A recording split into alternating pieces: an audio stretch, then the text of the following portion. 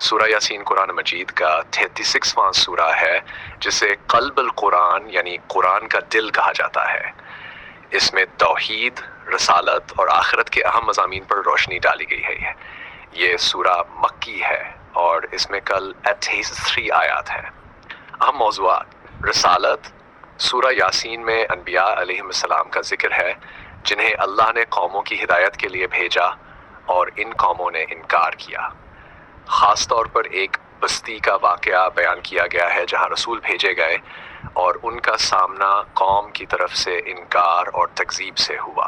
توحید: اللہ کی وحدانیت اور قدرت کا بیان ہے، جیسے زمین، آسمان، دن اور رات کی تخلیق اور انسان کی تخلیق۔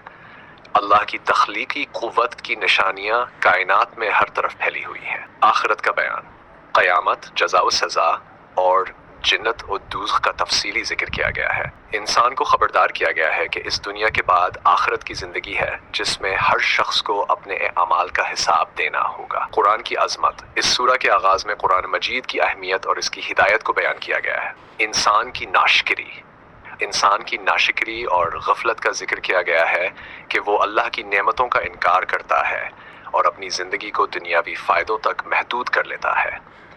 یہ سورہ پڑھنے والوں کے لیے ہدایت، تسکین اور اللہ کی قربت کا ذریعہ سمجھی جاتی ہے۔ سورہ یاسین قرآن پاک کا 36واں سورہ ہے جو مکی سورہ ہے اور اس میں کل 86 آیات ہیں۔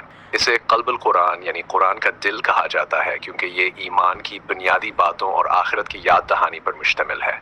اس سورہ میں اللہ کی وحدانیت، رسالت اور آخرت پر زور دیا گیا ہے۔ سورہ یاسین کے اہم موضوعات: قرآن کی عظمت: سورہ کی ابتدا میں اللہ تعالیٰ قرآن مجید کی قسم کھاتا ہے اور اس کی اہمیت کو بیان کرتا ہے کہ یہ اللہ کی جانب سے نازل کردہ کتاب ہے جس میں ہدایت موجود ہے۔ رسالت: سورہ میں انبیاء اور رسولوں کی ذمہ داریوں کا ذکر ہے اور یہ کہ وہ اللہ کے پیغام کو لوگوں تک پہنچانے کے لیے بھیجے گئے۔